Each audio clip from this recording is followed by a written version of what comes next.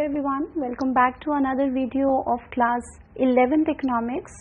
In this video we will cover central problems of an economy. What are the basic central problems of an economy which the economy face? So let's start. So central problems of an economy are, this is the chart that you can see.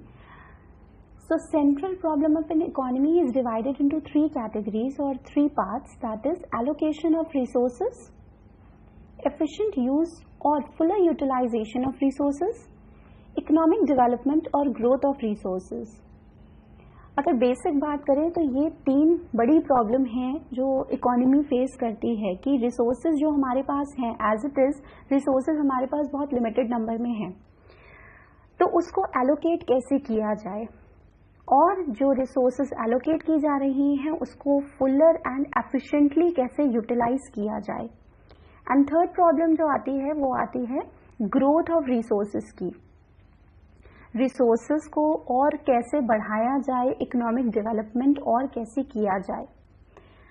And again this allocation of resources further give rise to three major problems. Basically अगर आप books वगैरह में देखेंगे तो यही तीन problem central problems of economy लिखी गई हैं. That is what to produce, how to produce and for whom to produce. क्या प्रोड्यूस किया जाए, कैसे प्रोड्यूस किया जाए और किसके लिए प्रोड्यूस किया जाए. So basic economic problem is the problem of choice which is created by the scarcity of resources. It is also called problem of economizing the resources, that is the problem of fuller and efficient utilization of limited resources to satisfy maximum number of wants. We individual have lot of wants. हमारे पास बहुत सारी wants हैं, एक अगर खत्म होती है, एक satisfy की जाती है तो दूसरी आ जाती है. तो प्रॉब्लम ये होती है कि इतनी सारी wants इतने लिमिटेड रिसोर्सेज से कैसे फुलफिल होंगी. Main causes of central problems are unlimited human wants, limited economic resources and alternative uses of resources. जितनी भी रिसोर्सेज हमारे पास अवेलेबल हैं, कहीं ना कहीं वो रिसोर्सेज बहुत ऑल्टरनेटिवली यूज हो रही है. एक रिसोर्स कहीं ना कहीं दूसरी चीज में भी काम आ रही है, उससे और कुछ फर्दर प्रोडक्शन हो रहा है और भी लोग यूज कर रहे हैं उसे, बट वो रिसोर्सेज लिमिटेड अमाउंट में अवेलेबल है. So resources of factor of production can be natural like land, air, human that is labour, capital like machinery and building, and entrepreneurial that is a person who bears risk. Central problems facing every economy are like allocation of resources, that is what to produce and how much to produce, how to produce and for whom to produce.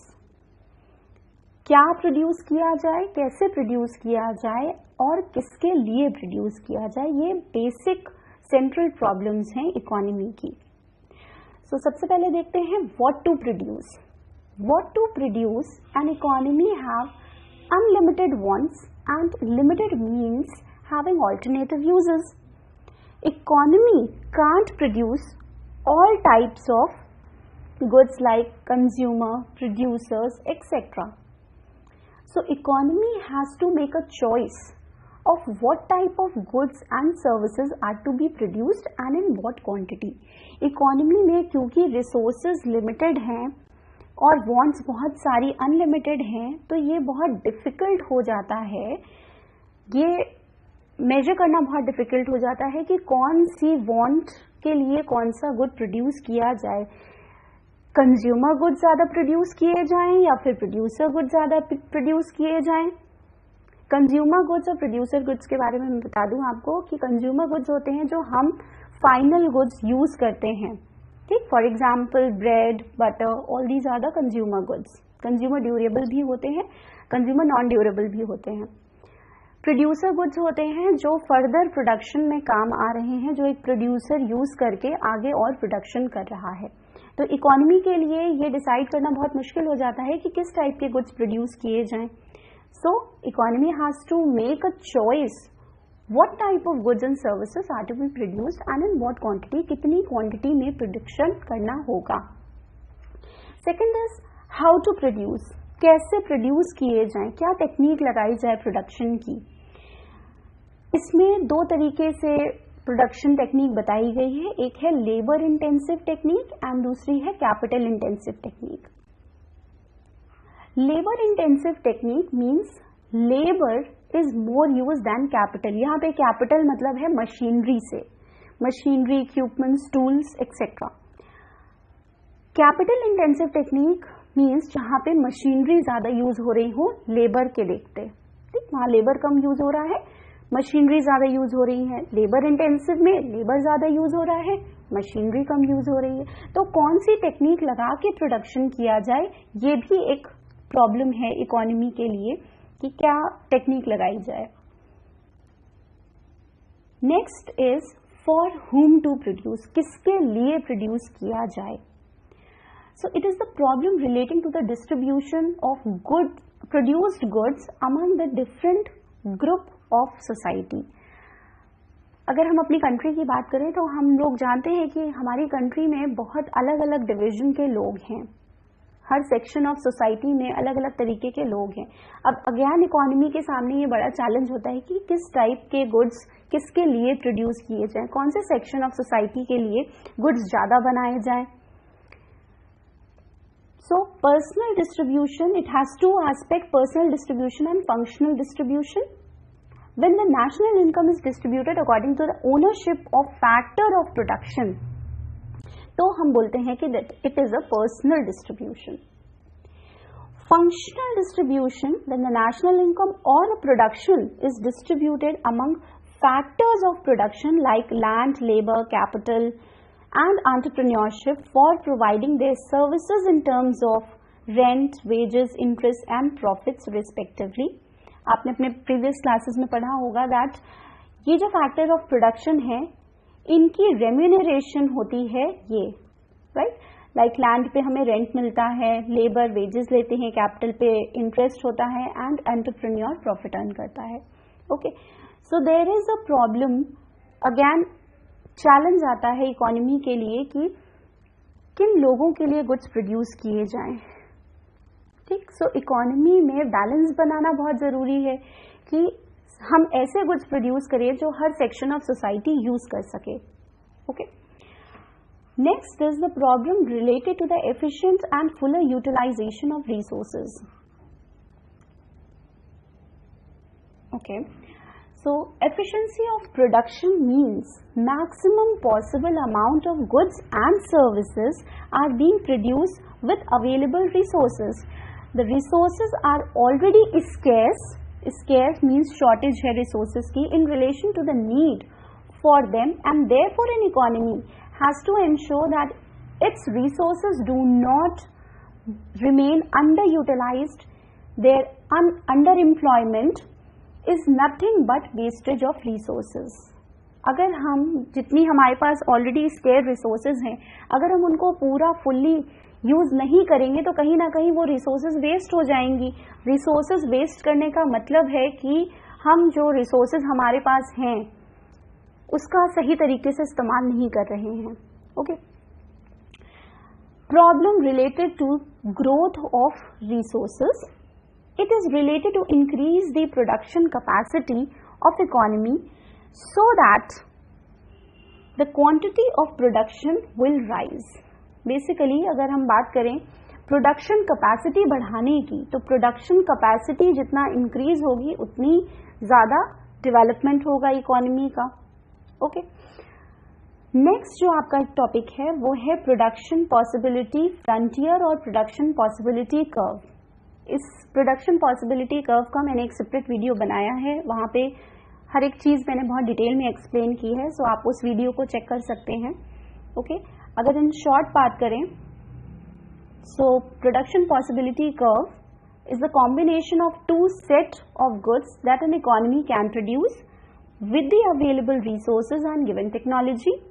Assuming, now this is the assumption, ये assumption किया जाता है कि जो resources हैं economy में वो पूरी यूज हो रही हैं और एफिशिएंटली यूटिलाइज की जा रही हैं. Technology also remains same. So some features of production possibility frontier or curve are that it slopes downward from left to right, because if production of one commodity is to be increased, then the production of other commodity has to be sacrificed as there is scarcity of resources. Resources की कमी है, इस वजह से हम altogether सारे resources नई commodities नहीं produce कर सकते. तो अगर हमें किसी एक कमोडिटी को ज्यादा प्रोड्यूस करना है तो हमें दूसरी कमोडिटी को कम प्रोड्यूस करना पड़ेगा. राइट. सेकेंड फीचर जो है वो है कॉनकेव टू द ओरिजिन. अगर आपने प्रोडक्शन पॉसिबिलिटी कर्व देखा है तो it is concave to the origin. Okay, why it is concave to the origin? Let's see. So this is the reason why it is concave to the origin, because of increasing marginal opportunity cost और MRT. We'll discuss this. MRT भी अभी हम discuss करेंगे क्या होता है MRT. Now this is the production possibility curve. ये जो दो कर्व हैं ये बेसिकली बन नहीं सकते, पीपीसी के ये दो कर्व नहीं बन सकते, नहीं आ सकते, उसका भी रीजन दिया हुआ है. So this is the correct PPC curve. Concave PPC because of MOC increasing, marginal rate of transformation. PPC curve को ट्रांसफॉर्मेशन कर्व भी बोलते हैं. ट्रांसफॉर्मेशन इसीलिए क्योंकि एक गुड को हम सैक्रिफाइस कर रहे हैं, दूसरा बना रहे हैं. This is the transformation that in the PPC curve it is shown.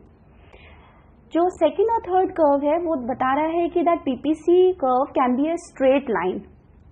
It can be a straight line because of MOC constant. MOC अगर कांस्टेंट हो जाए तो it will be a straight line. Next जो एक curve दिखा रहा है वो दिखा रहा है कॉन्वेक्स PPC और PPF because MOC that is marginal opportunity cost is decreasing, which is not possible. क्योंकि अगर इस टाइप के कर्व बने तो PPC जो कर्व है उसका पूरा जो मीनिंग ही चेंज हो जाएगा. राइट. सो नेक्स्ट जो कर्व है ये एक इंपॉर्टेंट टॉपिक है आपका, that the production possibility curve will shift under following two condition. Production possibility curve shift होता है towards the right, towards the left. कब? दो कंडीशंस में. पहली कंडीशन होती है चेंज इन रिसोर्सेज. अगर रिसोर्सेज में चेंज हो जाए, रिसोर्सेज बढ़ जाएं या रिसोर्सेज घट जाएं तो चेंज होगा PPC curve. Second is change in technology of production of both the goods. अगर दो गुड्स, क्योंकि ये दो गुड्स का कॉम्बिनेशन है, तो दोनों गुड्स के जो प्रोडक्शन टेक्नोलॉजी है उसमें चेंज आ जाए तो PPC curve will shift either to the leftward or to the rightward. Okay. So PPC curve जब शिफ्ट होगा तो कैसा आएगा? This is how the PPC curve will look like after the shifting. In the middle one is the original PPC or PPF. okay, production possibility frontier. Leftward shift होने का मतलब क्या हो सकता है? दैट कि रिसोर्सेज जो हैं वो कम हो गई हैं या चेंज जो टेक्नोलॉजी है वो डिग्रेड हुई है, कम हो गई है, तभी तो ये अंदर की ओर शिफ्ट हो गया है. बाहर की ओर शिफ्ट होने का मतलब है कि रिसोर्सेज बढ़ गई हैं या फिर टेक्नोलॉजी में चेंज हुआ है, टेक्नोलॉजी अपग्रेड हो गई है और एडवांस हो गई है दोनों गुड्स की. ठीक, दोनों गुड्स की बात करते हैं. तो this is the shift in production possibility curve और फ्रंटियर. राइट. नेक्स्ट जो है, see the explanation is also given that rightward shift of PPF shows increase in resources or improvement in technology. Example, labor becoming more skilled, improvement in technology, increase in productivity of land. Next is the leftward shift of PPC shows the decrease in resources or degradation in technology. So the production possibility curve will rotate outward under the two following condition. Now there is one more type of curve, PPC curve, जो बनता है जिसको बोलते हैं हम rotation of PPC curve. वो कब होता है? वो होता है improvement in technology in favour of any one commodity, कोई भी एक कमोडिटी के फेवर में जब टेक्नोलॉजी इम्प्रूव हुई है। Second, growth of resources for the production of one commodity. Again किसी भी एक कमोडिटी में या तो कोई रिसोर्सेज बढ़ गई हैं। Let's see the curve. So this is how the curve will look like. This is the rotate in your PPC curve, right? Now this is, here you can imagine that goods X or good Y, any of the thing you can take, okay? So अगर हम यहाँ पे good X ले रहे हैं तो Y good में क्या हो रहा है, Y good की जो resources हैं या technology है वो upgrade हुई है, तभी तो ये curve बाहर की ओर shift हुआ है, means rotate हुआ है, okay? एंड ये वाला अगर हम यहाँ पे कोई एक गुड ले लें, गुड वाई लेते हैं, तो यहाँ पे गुड वाई का जो है वो रिसोर्सेज या टेक्नोलॉजी अपग्रेड हुई है, इसीलिए वाई में इंक्रीमेंट हुआ है। सो दिस इज, एक्स में इंक्रीमेंट नहीं हुआ है तो एक्स का कर्व वहीं पे है, वाई का कर्व रोटेट हो गया है। So these are the two conditions, two new curve that is being made in PPC, rotation of PPC curve, right, when there is a change in any one good. Next जो है, and which is the last topic for today, that is marginal rate of transformation. This is the marginal rate of transformation. Sorry, okay. So marginal rate of transformation, as you have seen earlier also, क्या है?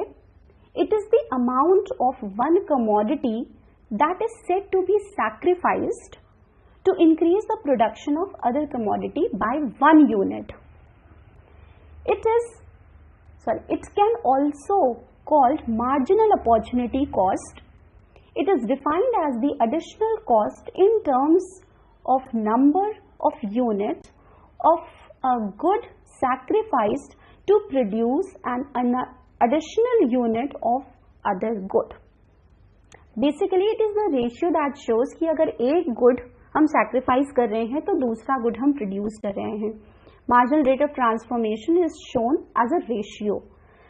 सो the ratio of unit of one good sacrifice to produce one more unit of other good is a simple formula, बहुत ही simple सा formula है, वो है MRT is equal to unit of good Y sacrificed divided by unit of good X produced or gained, which is shown as change in Y divided by change in X, right?